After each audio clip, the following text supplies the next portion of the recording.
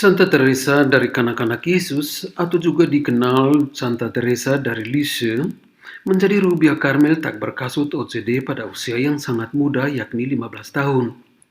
Ia wafat juga dalam usia yang sangat muda yakni 24 tahun dan hanya menjalani panggilan sebagai Rubia Karmel di Lisieux selama 9 tahun.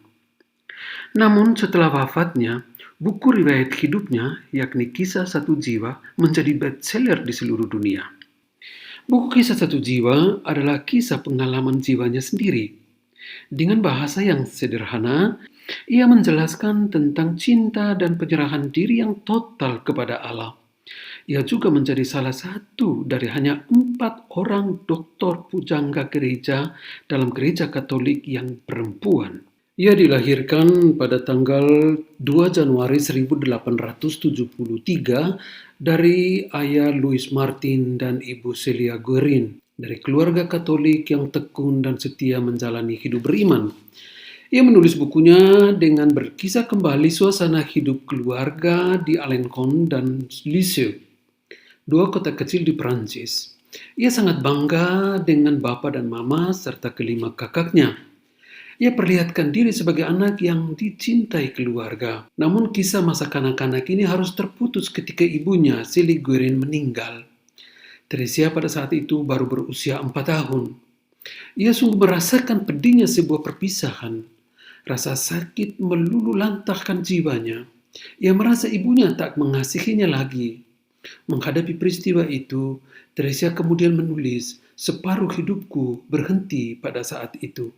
Tahun-tahun selanjutnya, putri kecil ini hidup dalam pergumulan batin yang hebat. Periode di mana suasana batin yang tergoncang. Ia menjadi pribadi yang sensitif, perasa, dan penuh kecemasan dan ketakutan akan hidup dan dengan orang lain. Namun kebiasaan rohani yang diajarkan sang ibu dan ayah justru membuat teman-teman sekolahnya dan anak asrama lainnya iri hati. Tetapi bagi Teresa, masa sekolah bukan menjadi masa yang indah, tapi sebaliknya, masa penuh pergumulan batin. Selain menghadapi suasana batin sendiri, tapi juga menghadapi teman-teman sebayanya di asrama dan sekolah. Situasi batin Teresa ini dibaca dan sangat dimengerti oleh sang ayah, Louis Martin. Ia setuju agar Teresa menjalani homeschooling dan diajar oleh kakak-kakaknya, terutama Celine dan Pauline. Ia sangat menikmati diajari di rumah oleh kakaknya. Demikian juga relasi intim yang terputus dengan Zeli sang ibu, ia kemudian temukan kembali dalam diri sang kakak Pauline. Pauline sungguh merawat relasi ini, bahkan Teresia menanggapi dengan sangat serius dengan menjadikan Pauline sebagai mama keduanya. Mereka saling sayang, tidak lagi yang perlu ditutupi dan ditakuti oleh Teresia kepada Pauline. Ia percayakan semuanya kepada kakaknya ini. Kemudian ia menulis tentang pengalaman ini demikian. "Saya sangat senang membuat sesuatu untuk Pauline, dan saya sangat bahagia bekerja buatnya." Namun suasana batin berubah. Pada tanggal 1 Oktober 1882, ketika Teresia berusia 9 tahun, Pauline masuk biara Karmel di Lisieux. Kembali hidup dan batin Teresia terguncang. Ia tidak paham dan berusaha menolak untuk menerima bahwa Pauline masuk biara Karmel. Ia seakan diarahkan kembali ke masa kecilnya ketika sang ibu meninggal dunia. Ia merasa kehilangan ibunya. Kemudian ia menulis demikian, "Dari kedalaman batinku, saya tahu bahwa Pauline sudah hilang daripadaku." Menghadapi peristiwa ini, gadis kecil ini kemudian menulis, "Sekarang saya harus menceritakan tentang pedihnya yang menembusi hati Teresia kecil ini ketika mamanya terkasih, Pauline-nya, yang sangat dikasihinya itu diambil oleh Yesus." Kemudian ia melanjutkan, "Saya melihat hidup ini tidak lain daripada penderitaan dan perpisahan yang berkesinambungan." Hari-hari selanjutnya setelah Pauline masuk Karmel, sungguh menjadi rentetan pergumulan batin bagi Teresa kecil. Guncangan batin itu bukan saja mempengaruhinya secara fisik, tapi juga secara mental. Ia mulai sakit demam, dengan demam yang tinggi, ada halusinasi. dan beberapa gejala penyakit aneh lainnya. Ia harus berada di tempat tidur beberapa pekan. Sang ayah dan kakak-kakaknya yang lain terus mendampingi Teresia dengan penuh cinta. Mary lalu menempatkan arca Bunda Maria, Ratu Kemenangan dalam kamar Teresia. Mereka yakin bahwa Bunda Maria akan menjadi ibu bagi Teresia. Teresia akan dijaga oleh Bunda Maria. Dalam doa dan iman akan campur tangan Allah, Teresia mengalami mujizat kesembuhan. Ia kisahkan bahwa ketika seluruh usaha manusiawi tidak berhasil, ia berpaling kepada Bunda Maria. Sekonyong-konyong ia menyaksikan senyuman Bunda Maria yang demikian indah dan lembut, yang tak bisa disejajarkan dengan keindahan apapun. Dan pada saat itu, Teresia sembuh dari sakit. Lalu ada peristiwa rohani lainnya terjadi dan sungguh mengubah hidupnya. Terjadi pada malam Natal 1886. Rahmat malam Natal itu adalah pertobatan rohani dalam dirinya. Ia menegaskan bahwa sejak malam Natal itu, segala kecenderungan dan keinginan untuk menyenangkan diri sendiri lenyap dari dalam diriku. Sikap dan sifat kekanak-kanakanku seakan hilang. Dan sejak saat itu, jiwanya berkobar-kobar untuk berdoa bagi orang lain. Teresia kecil telah menemukan kembali kekuatan jiwa yang sudah hilang 4,5 tahun. Dan dia akan memilikinya untuk selama-lamanya. Demikian ia menulis dalam Kisah Satu Jiwa. Gadis kecil ini mulai serius berdoa bagi orang-orang berdosa. Dengan usia yang baru 14 tahun, Teresia menjadi sangat serius berdoa untuk pertobatan Henry Pranzini, penjahat yang meski akan dieksekusi mati pada tahun 1887, tetap tidak mau bertobat. Melihat itu dan mengetahui berita itu dari majalah, Teresia berdoa sungguh-sungguh agar orang ini bertobat. Benar, beberapa menit sebelum Henry Pranzini dieksekusi mati, Hendrik meraih salib dan mencium luka Kristus sebanyak 3 kali. Teresa sangat yakin bahwa Hendrik Pranzini adalah anak rohaninya yang pertama, dan dia percaya bahwa akan muncul banyak anak rohaninya yang demikian. Maka ia utarakan niatnya untuk masuk Karmel.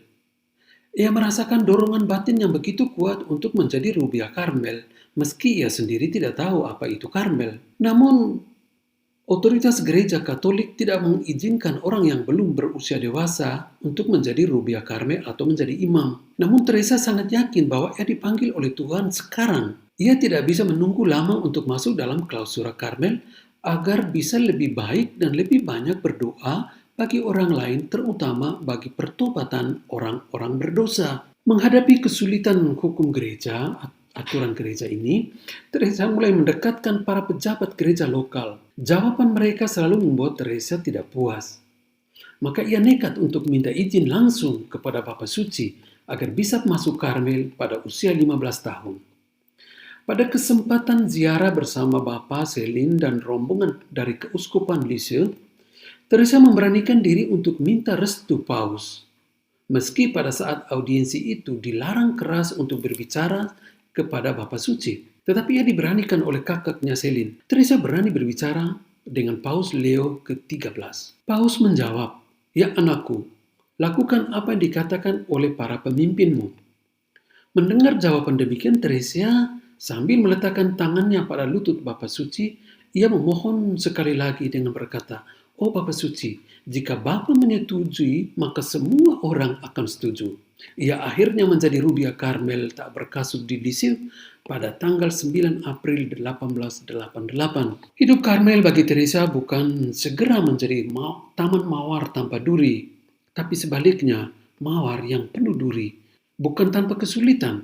Selain akomodasi yang terbatas, dingin, dan hidup yang sangat sederhana, demikian juga tidak semua suster sangat baik dengan gadis kecil 15 tahun ini. Kadang ia dijadikan sumber gosip dan sindiran. Dan apalagi, salah satu suster pemimpinnya memiliki watak yang keras dan kasar. Namun semua kritikan, gosip, sindiran, dan perlakuan kasar selalu ditanggapi oleh Teresa dengan sikap cinta dan penyerahan diri. Apapun yang diperlakukan dan dikatakan kepadanya, tanggapan Teresa adalah bagaimana ia bisa mengalahkan ego dirinya sendiri. Saya ingin mencintai Allah seperti tidak seorang pun yang pernah melakukannya.